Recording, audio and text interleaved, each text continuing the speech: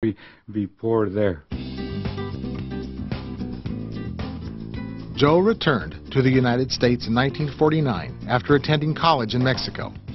He completed his college degree in Omaha, but then had to take whatever work he could find to support his wife and children. In the meatpacking plant, I was a common laborer. I worked in the freezers. We worked 10 hours a day, 5 days a week. In the meatpacking plants at that time, we had a union. We had some good wages, good fringe benefits. A vocal participant at meetings, Joe was invited to serve on the union's Anti-Discrimination Committee, an assignment that took him to Washington, D.C. to support civil rights legislation. Joe served as a union representative at the National Convention of the NAACP. Joe went on to work in human services and became active in such organizations as Greater Omaha Community Action. He ran for public office. He continued his activism, helping to create programs in the 1960s that remain in place today, as well as new programs that aid the Latino community in Omaha. Later, Joe became a lobbyist for AARP. There is always a message that has to be given out there, and one of them, that Mexican Americans are here. Secondly, that Mexican Americans are capable of doing their job, and you better watch out because we want that job too, and we want to represent the people, and we are capable of representing the people also.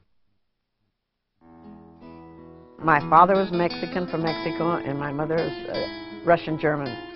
Dolores Wright was born and raised in Scotts Bluff. She grew up in a multilingual home, in a community where she was punished for speaking Spanish in school. She and her husband came to Omaha, hoping to find work in the meatpacking plants or the stockyards. Oh, it was a thriving business. Oh, my God. The cattle trucks alone used to be on L Street from way out on past 42nd. Cattle trucks lined up, I mean, for miles and miles and miles. I did government orders, packing bacon, and it was at night, very hard.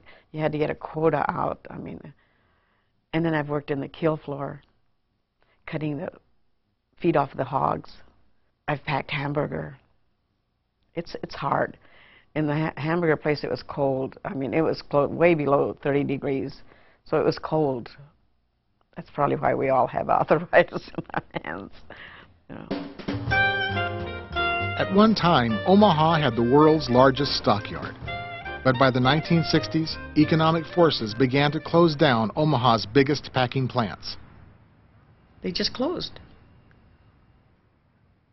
Other people found different jobs, which was sometimes it was a good thing that it closed.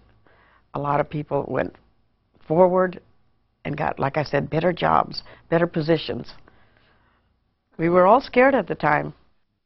With a loan from a friend, Dolores entered the restaurant business. Is anybody else going to help you here in the kitchen, Joe, today? I didn't do it alone. I had a lot of family support. And a lot of times that's what it takes. Even if you want your children to succeed, you know, support them. Tell them, you know, you can do this, do this. A lot of family support. When I started, I had to order my chilies from Kansas City or Oklahoma, because I couldn't get them here. And that has changed. You can buy them any place now. How are you? In 2001, Dolores was named Hispanic Woman of the Year. She is one of many successful Latino business owners across the state of Nebraska.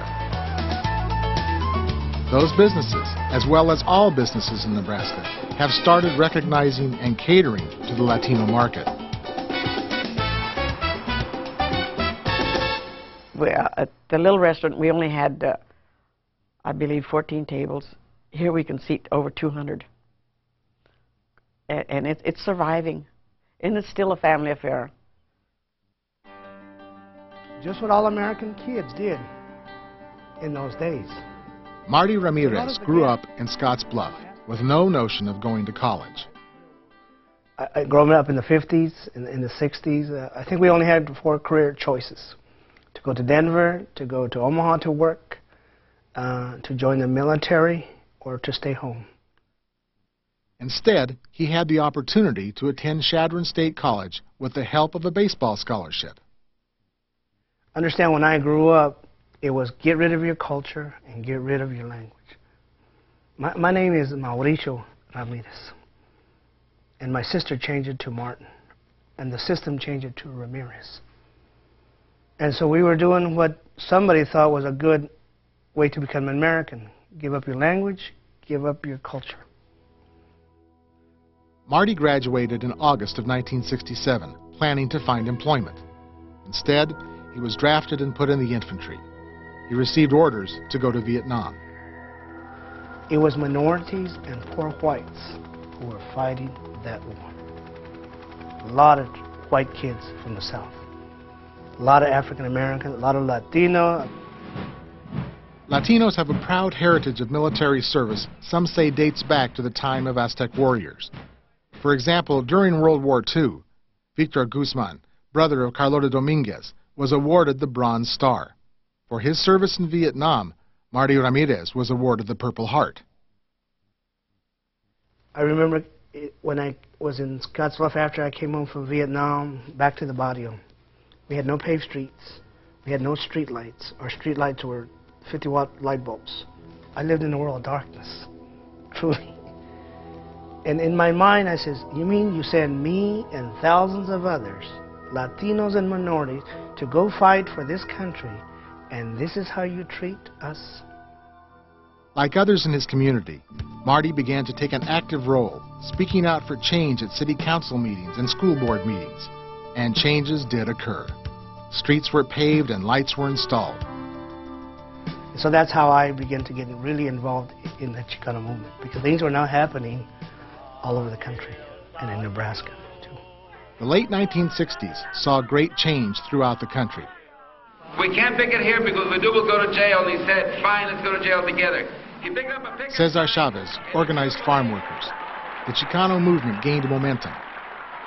The Johnson administration passed civil rights legislation. Activism was on the rise, nationally as well as in Nebraska. Why did I come here?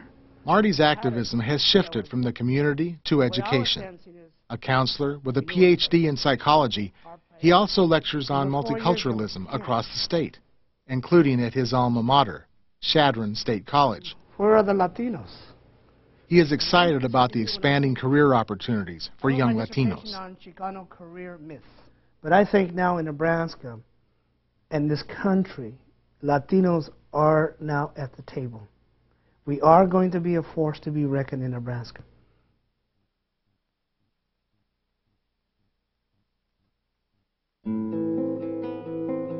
In the 1960s, when Fidel Castro came to power, some Cuban citizens fled to Miami.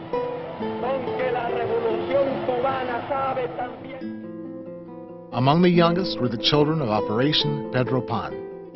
Over 14,000 children were flown from Cuba to Miami, then resettled in communities such as Lincoln, Nebraska. Like many Latinos in the last decades of the 20th century, the Pedro Pan children journeyed to Nebraska to escape political upheaval. Olga Prendes and her husband were among the parents who sent their children unescorted to the United States, rather than risk losing them to the Cuban government.